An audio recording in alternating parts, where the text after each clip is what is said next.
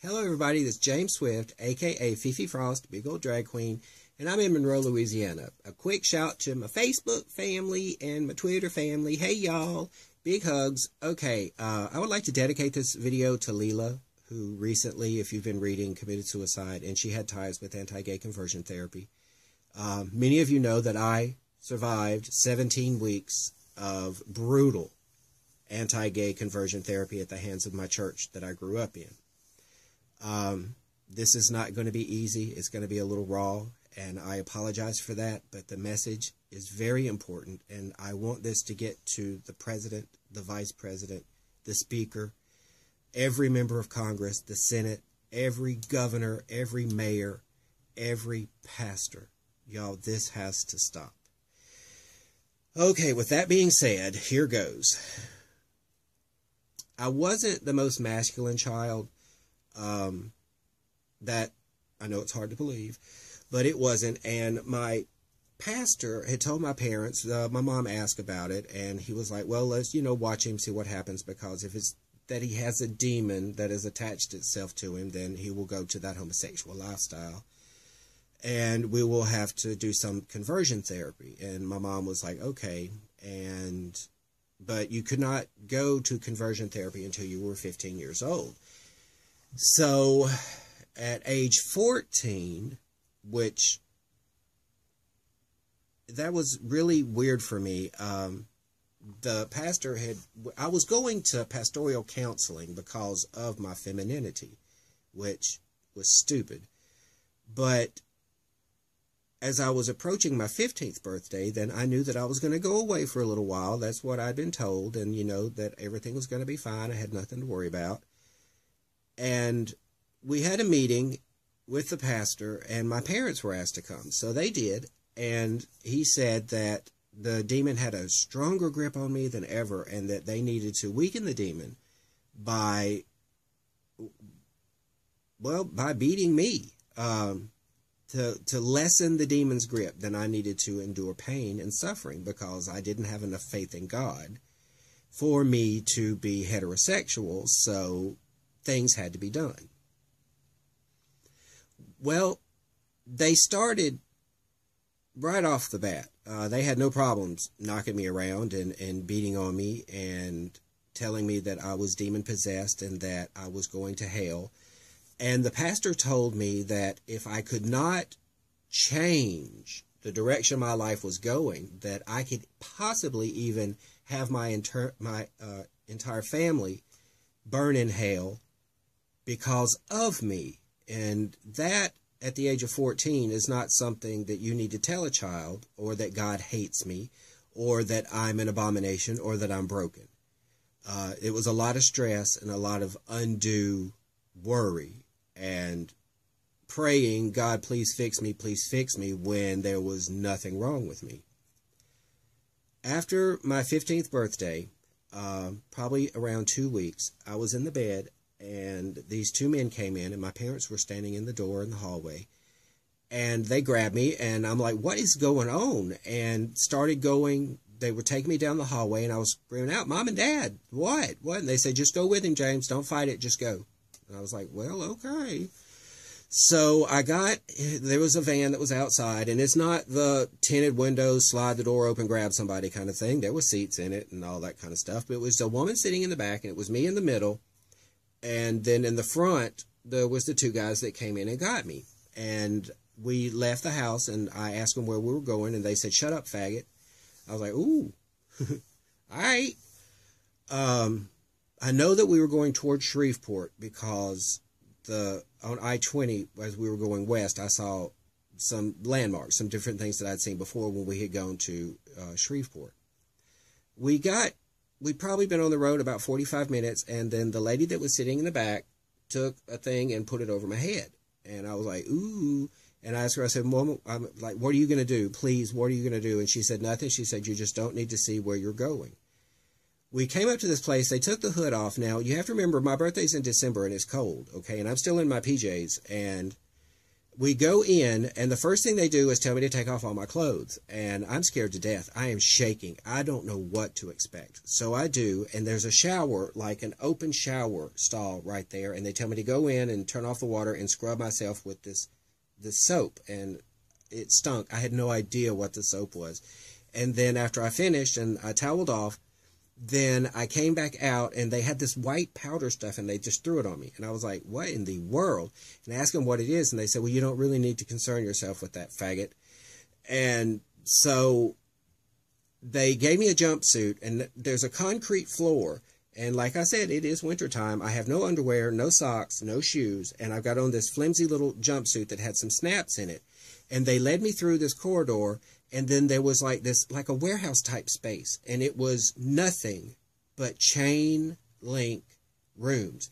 It's like they had come in and made these 10 by 10 or 8 by 8, something like that, spaces, and they were just lined up all the way around the room, all the way around. And there was a kid in all of them, well, most of them. There was 2 or 3 that were empty, and they took me to one, and there was a cot, no cover, no mattress, no toilet facilities, nothing like that. And that was where I was going. I noticed these things that were in the ceiling that looked like some sort of gauntlet or something that would go on your wrist, and they were attached to chains.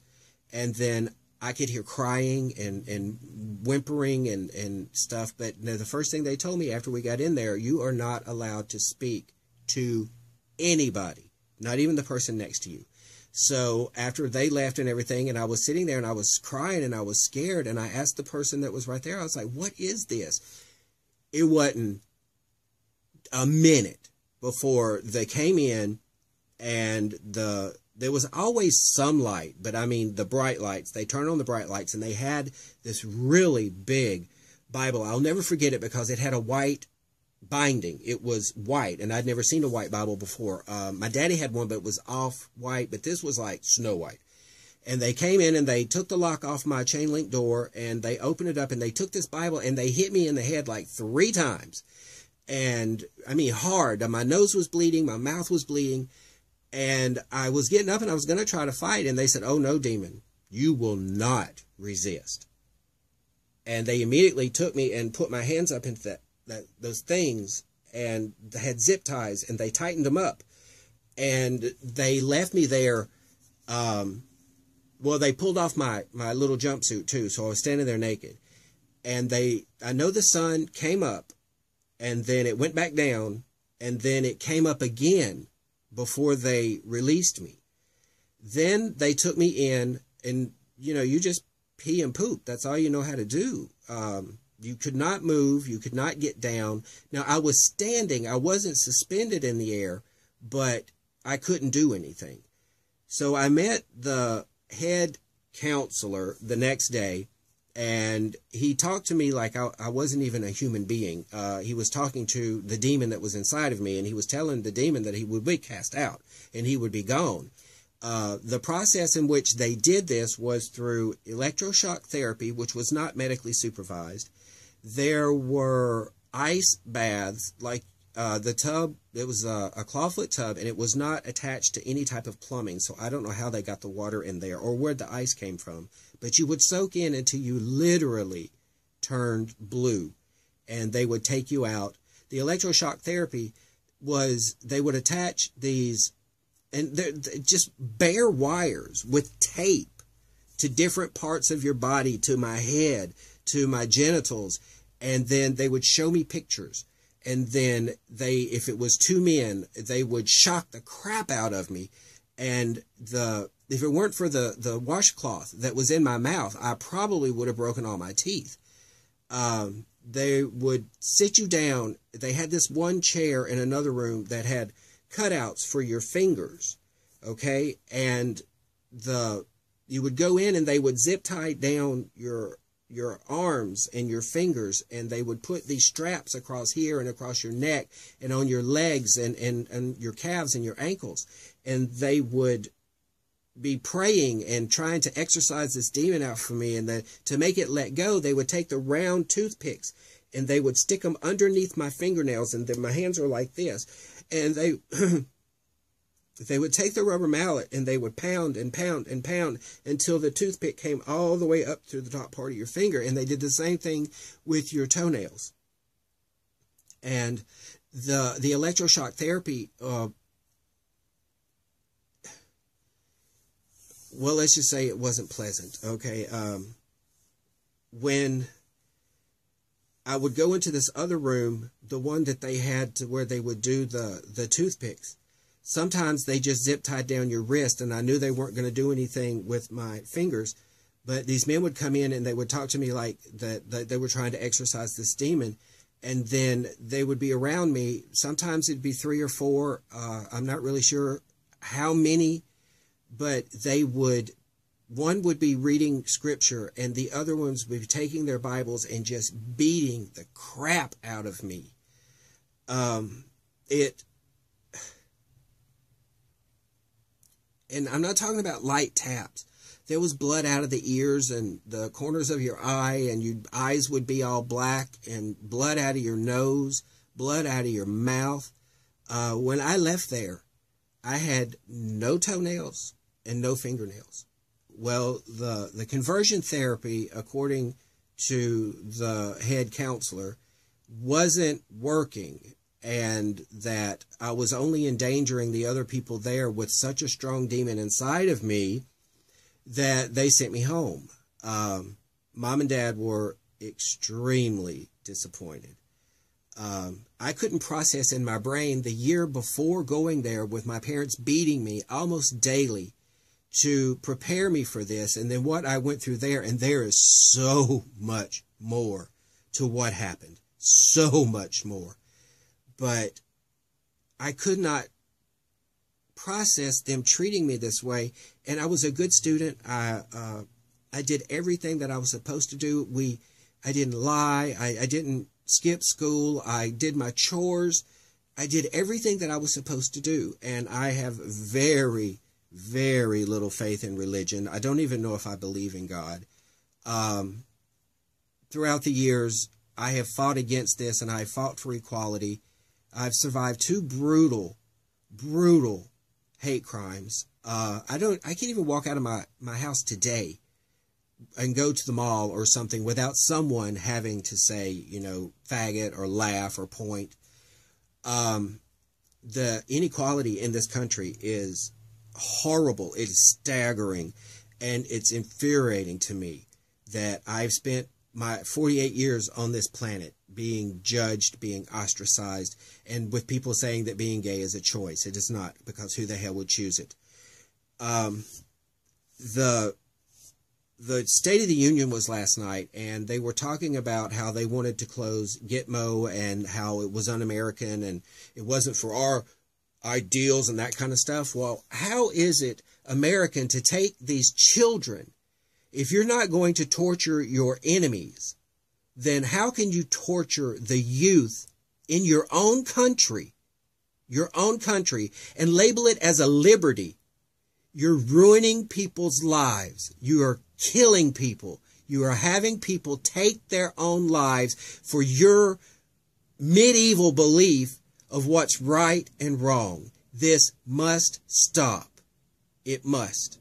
I'm sorry if I've offended anyone, but this is bullshit.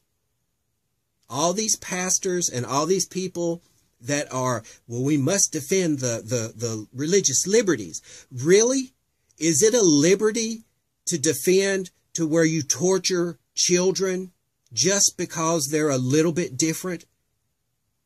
It used to be that homosexuality was the #1 mental disorder listed in this country until somebody finally did some research and some science, and it turned out that it wasn't. All of those years and years and years and decades that people have spent in mental institutions or being experimented on, or there's something wrong with them. It's not. This is 2015. I'm a 48-year-old gay man. I am just as much of an American as anybody else on this planet. And if you think that I'm going to sit by quietly and let this keep going on to where churches can put out literature that says it is better off to be dead than gay.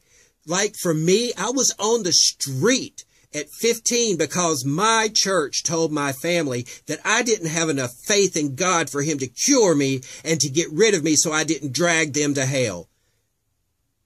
Ugh. Okay, I want this video to go viral.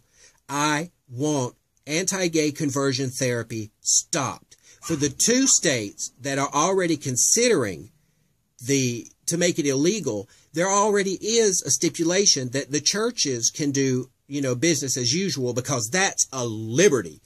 No, it's not. It is not. It is time for this crap to stop. There's thousands of these places here, and they're now moving them overseas, the churches and the other groups, because they're afraid that someone is going to step in and stop this money-making venture that is all about God. And it's not. Leave us alone, people. Leave us alone.